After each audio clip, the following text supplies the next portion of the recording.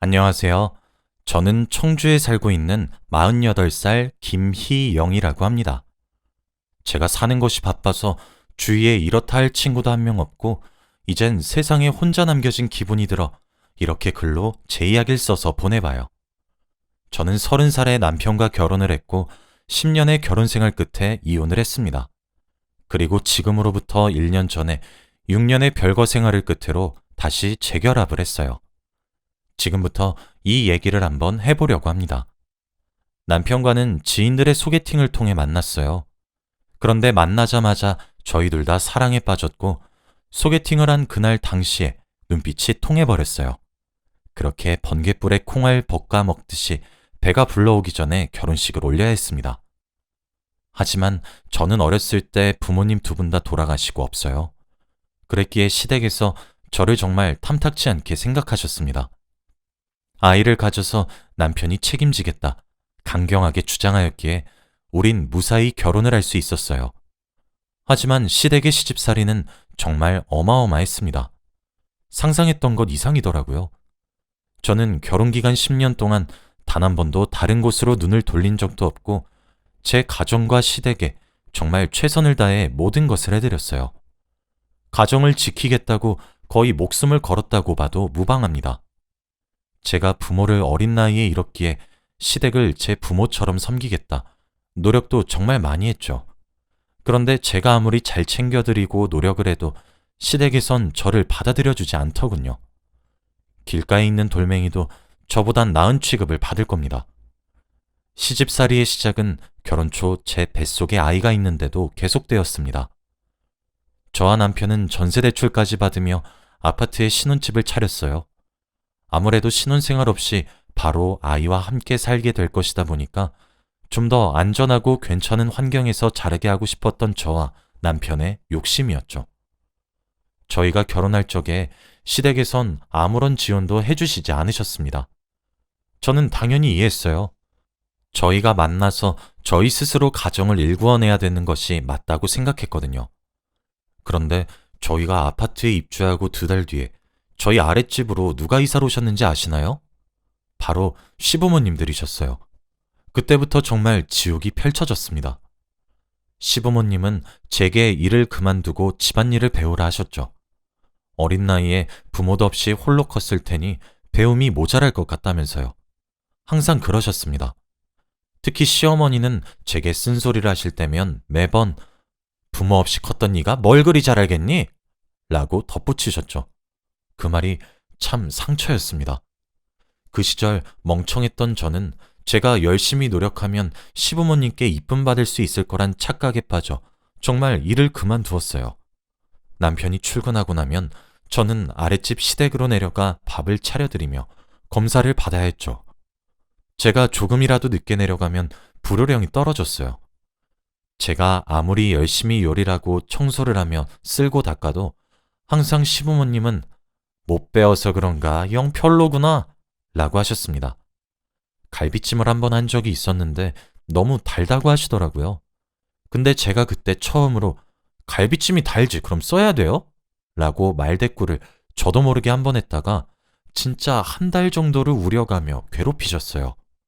청소하고 나면 검사도 받아야 했고, 남편은 하늘이자 기둥이니 항상 낮은 자세로 모셔야 된다고 설교를 몇 시간이나 들어야 했습니다. 신랑이 없는 틈을 타서 저희 신혼집에 불쑥불쑥 찾아오기도 했고, 밖에서 돈도 안 벌어오는 주제에 따뜻한 물로 설거지 그릇을 불린다고 보일러도 못 틀게 하셨어요. 옛날엔 다 강에서 설거지를 하셨다면서요. 비슷한 일로 이불 빨래를 임산부인 저보고 직접 빨게 하시더군요. 아무리 세상이 발전해서 세탁기라는 요물이 생겨도 사람이 직접 밟는 것보단 못하다면서 말이죠. 또 지난밤에 밤늦게 화장실에 갔었던 적이 있었거든요. 이게 임신을 하다가 제가 방광염에 한번 걸리게 돼가지고 화장실을 되게 자주 가게 되었어요. 그런데 다음날 시어머니가 저더러 그 늦은 시간에 남편 깨울 일 있니? 앞으로 새벽에 화장실 가지 말거라 하시는데 어찌나 서러웠는지 몰라요. 다른 집은 임신했으면 복덩이라 이름도 붙여주곤 하는데 저는 그런 취급은 고사하고 한유 취급만 받고 있으니 얼마나 서러웠는지 모릅니다. 아이의 성별을 알렸을 때도 배운 게 없어 남자를 못 낳는 것 아니냐며 대를 끊으려고 작정한 것 아니냐며 가슴을 후벼 파시는데 딸을 가졌다는 것이 죄가 될 수 있다는 사실을 시집을 가고서야 알게 되었어요. 임신 도중에 산부인과 갔을 때 매번 들었었던 말은 스트레스를 받지 말라는 소리였죠. 스트레스를 너무 받았는지 임신 중에도 위험을 달고 살았고 음식도 제대로 먹지 못했습니다. 남편에게 화풀이도 많이 했어요. 정말 많이 화를 냈었거든요. 남편도 별난 시댁 식구들의 성질을 알아서 열심히 막아주려고 했지만 그래도 그게 다 막아줬겠어요? 날이 갈수록 살이 빠졌고 산부인과에서 이러면 아이가 힘들어질 수 있다는 말까지 듣게 되었습니다. 그래서 저는 아직도 아이에게 참 미안해요. 제가 임신 도중 너무 스트레스를 크게 받아 아이를 예민한 사람으로 만든 것 같거든요. 다행히 아이는 잘 견뎌주었고 건강하게 잘 태어났습니다. 여자아이였는데 저를 너무 많이 닮았더라고요. 이 부분도 시댁에서 정말 싫어하셨어요. 발바닥에 있는 점의 위치나 눈썹 모양 등등 남편을 빼다 박은 구석이 너무 많은데 남편의 아이가 맞냐며 유전자 검사를 들먹이셨습니다. 결혼 10년 내내 정말 갖은 구박과 시집살이로 진짜 고생했어요. 아이를 출산하고 얼마 지나지 않아 정신과에 갔더니 우울증이라고 하더라고요. 매일 시댁에서 쪼아대니 그럴 만도 했죠. 결혼하고 난 뒤부터 항상 스트레스성 위염과 편두통에 시달렸고 시간이 지나자 불면증에도 시달리더라고요. 수면제를 먹지 않으면 편히 잠에 들지 못했습니다. 스트레스 수치가 높다고 하던데 남편이 제 이야기라면 시댁에서는 본인들을 못된 사람으로 만들기 위해 갖은 수를 다 쓰는 악독한 년이라며 비난했죠. 지금 생각해보면 그 긴 세월을 저는 대체 어떻게 견뎌낸 건지 의아할 때도 있습니다. 딸아이를 위해서 버텼던 것 같기도 하네요. 그랬던 제가 남편에게 이혼을 요구했던 이유가 있었습니다. 어느 날 딸아이가 제게 그러더라고요. 할머니랑 할아버지가 오늘 나보고 엄마는 천한 사람이래. 엄마, 천한 사람이 무슨 뜻이야? 라고 말이에요. 저는 그때 깨달았죠. 아, 소용이 없구나. 그날 밤 남편에게 이혼을 요구했습니다. 더 이상 이렇게 살고 싶지 않고 살아갈 자신도 없다고요. 나를 혹사시키는 건 괜찮았는데 왜 내가 배 아파 낳은 내 자식에게 엄마를 천하다고 교육시키는지 이걸 내가 어찌 참고 사냐고요. 그러니 제발 나 숨 좀 쉬고 살 수 있게 놔달라고 했죠. 남편은 제정신이냐고 이혼은 절대 해줄 수 없다고 했습니다. 하지만 10년의 세월 동안 받아온 시집살이로 인해 저는 이미 날카로운 성격으로 변한 지 오래였어요. 서로 고성이 오가며 싸우기 시작했죠. 이러다 말라 죽겠다고 당신은 날 죽이기 위해 결혼을 한 것이냐며 고래고래 소리를 질렀습니다.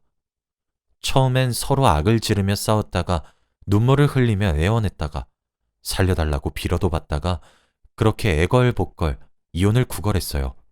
몸만 나가도 좋으니 제발 절 좀 놔달라고 말이에요. 남편은 제가 이혼해달라 비는 모습에 끝내 이혼 서류에 도장을 찍어주었습니다. 10년 동안 조금씩 하루하루 말라가는 제 모습이 안쓰러웠나 봅니다.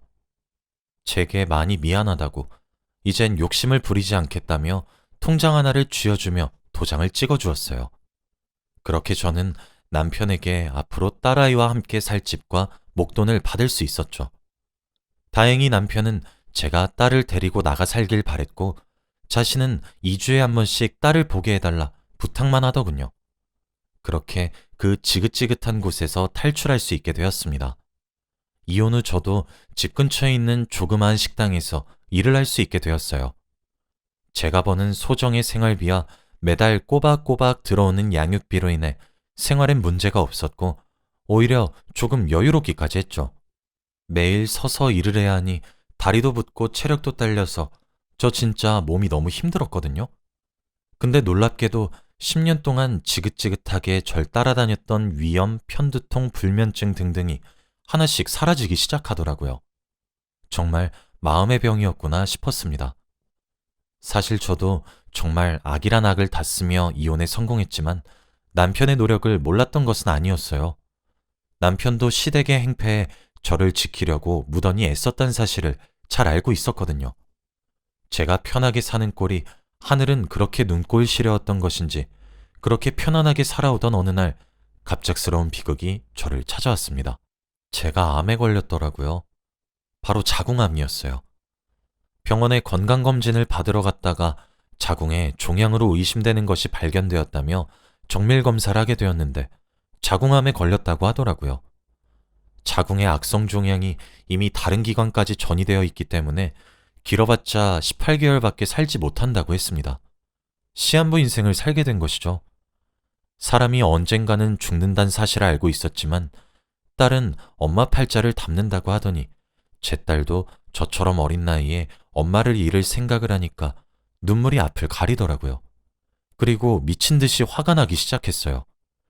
내가 결혼해서 그 개고생만 덜했어도 우리 딸과 더 좋은 추억을 만들었을 것이고 지금보다 덜 아팠을 거라는 생각에 정말 시댁 식구들이 원망스럽더라고요. 암을 판정받은 뒤로 10년 동안 참는 것만 할 줄 알았던 제가 다혈질적이고 욱하는 성질로 참 많이 변했습니다. 저는 암보험에 가입되어 있기 때문에 제가 죽으면 보험금은 나와서 그걸로 우리 딸아이 걱정은 조금이라도 덜었다며 위안 삼고 있었어요. 그런데 그와 동시에 남편으로부터 재결합 제의가 들어왔습니다. 제 보험금 얘기를 어디서 들은 것만 같았어요. 제가 어땠을 것 같나요? 저는 재결합에 응했습니다. 내 지난 10년의 세월 보상받고 싶었거든요. 남편에게 암에 걸렸다고 말을 했어요. 그리고 재결합을 받아들였죠. 제 목표는 제가 살 수 있는 남은 기간 동안 남편의 재산을 전부 다 쓰고 죽어버릴 생각이었어요. 제가 당했던 모든 불행의 안갚음의 대상은 남편이 되어버린 것이죠. 어차피 제 몫으로 보험금도 나올 텐데 미리 쓴다고 생각하고 싶었거든요. 오로지 저만 생각해서 내린 결정이었습니다. 남편과 재결합을 했을 때 살림을 합치기 위해 집을 알아봐야 했어요. 저는 남편에게 주장했습니다. 난 시한부로 살아봤자 내가 얼마나 더 오래 살겠냐고 말을 하면서 인생을 살면서 한 번 정도는 드라마에 나오는 펜트하우스 같은 곳에서 살아보고 싶다고 했죠. 한 달에 월세만 1,000만 원인 곳에 살기로 했습니다. 처음으로 백화점에 가서 명품백을 샀어요. 샤넬백은 꿈도 꾸지 못할 명품백이었는데 제 손에 들려있더군요. 겨울에 입겠다고 밍크 코트도 한 벌 샀습니다. 남편의 재산을 써서 점차 줄어드는 것을 볼 때마다 통쾌하더라고요. 남편은 제가 어거지를 부리고 무리한 요구를 해도 저를 살뜰하게 보살피기 시작했어요. 항암 치료를 받으러 갔을 때도 제 곁을 지켰고 새벽에 너무 아파 끙끙거리면 바로 일어나 제 시중을 들었죠. 그때부터 마음 한켠에 찝찝함이 자리를 잡았던 것 같아요. 어쩌면 죄책감이었던 것 같기도 합니다. 제가 남편에게 복수하는 짓은 어쩌면 타당하지 않은 짓이니까요. 그렇게 4개월이 지났어요. 아침에 눈을 떴는데 그날따라 몸이 가볍더라고요. 오랜만에 기분 좋게 잠에서 깨어 아침상을 차리고 있었습니다. 평소엔 저보다 일찍 일어나 아침 준비를 하던 남편이 늦잠을 자더라고요. 아침을 다 차린 후 아이를 학교에 보내고 남편을 깨웠어요. 그런데 남편의 몸이 차가웠고 딱딱했습니다. 알고 보니 남편은 사망한 상태였어요. 잠을 자다 죽었으니 호상이었죠. 너무 놀라 발도 안 떼어질 정도였고 가까스로 119에 전화를 해 신고를 했죠. 그렇게 알게 된 사실은 너무 충격적이었습니다. 사실 남편은 대장암 말기에 걸려 투병 중인 상태였고 제게 재결합을 권한 이유는 제 보험금을 노린 것이 아니라 자신의 죽음으로 제가 보험금을 탈 수 있게 하기 위한 것이었어요. 남편의 보험금은 무려 7억이나 되더군요. 저는 정말 다시 살게 된 4개월의 시간 동안 남편의 병색을 전혀 눈치채지 못했습니다.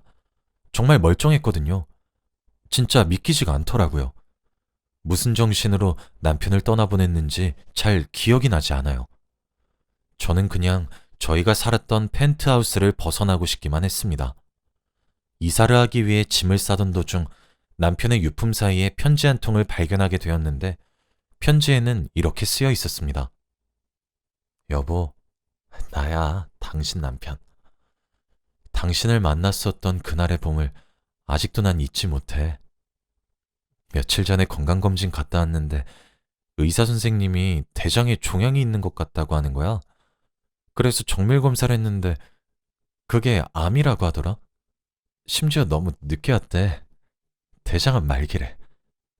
나보고 길어봤자 6개월 살 수 있을 거라고 하더라. 난 그래서 내가 죽으면 받을 수 있는 보험금부터 알아봤어.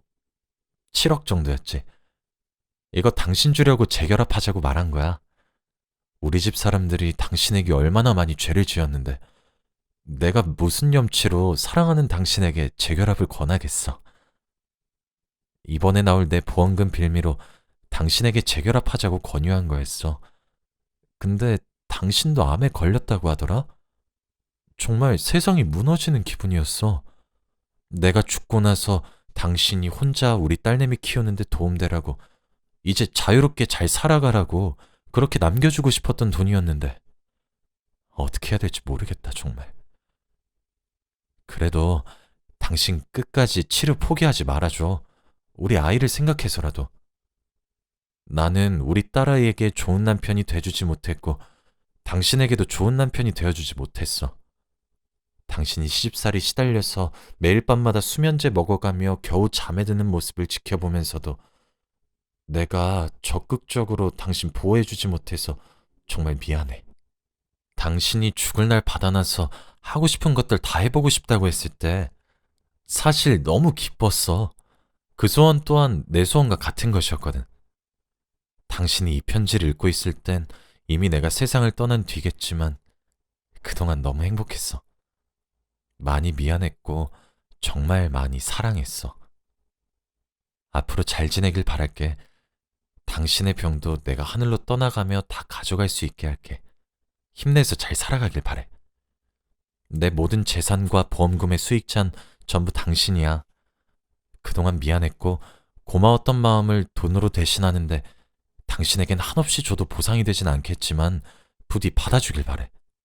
남은 생도 당신 후회 없이 살아줘. 우리 집안 사람들이 달라고 해도 절대 돈 떼어주지 마. 전부 당신 거야. 그럼 잘 지내? 라고 적혀 있었습니다. 남편 또한 암에 걸렸었던 사람이었고 제게 모든 재산과 보험금을 주기 위해 재결합을 권유했다는 사실에 정말 제 이성이 나갈 것 같더군요. 얼마나 오열했는지 몰라요. 탈진을 몇 차례나 하고 겨우 그 집을 나와 살기 시작했습니다. 남편이 죽고 다음 생은 아프지 않고 건강하게 태어나고 아무에게도 치이지 말고 본인을 위한 인생을 살았으면 좋겠다 싶어 49제를 지내게 되었습니다.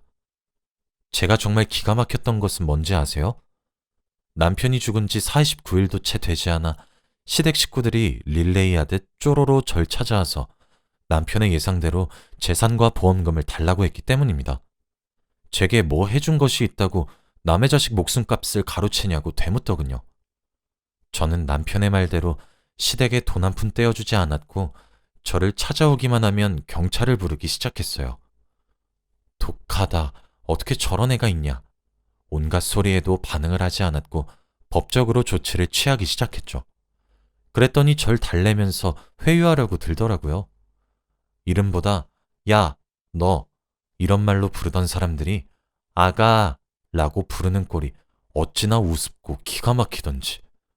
결국 법적으로 조치를 시작했고 시댁 식구들은 오만 욕을 다 하고 제게 떨어져 나갔죠.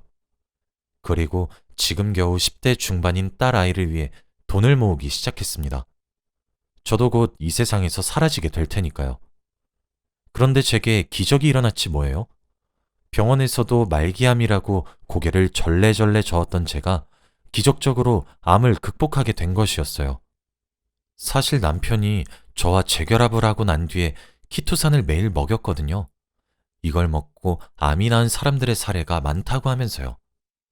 편지에도 남편이 제가 아픈 것까지 전부 들고 하늘로 간다던데 실로 그 기적이 일어난 것인지 뭔지 극적으로 완치 판정을 받게 되었습니다. 병원에서도 정말 기적이라며 혀를 내두르더군요. 아마 평생을 조심하며 살아야 되겠지만 말이에요. 이렇게 차갑고 매정한 세상에 딸아이가 혼자 보내게 될 많은 시간들의 한숨만 나오고 눈앞이 깜깜해졌는데 제가 곁에서 지킬 수 있게 된 시간이 많이 늘어 참 다행이다 싶습니다. 저는 기적을 믿지 않았던 사람이었어요. 하지만 이젠 저와 제 딸아이를 지켜주는 누군가가 곁에 있는 것만 같아 마음이 참 든든합니다. 제 긴 이야기를 들어주셔서 감사해요. 앞으로는 하늘로 가 있는 남편에게 항상 고마워하면서 살려고 합니다.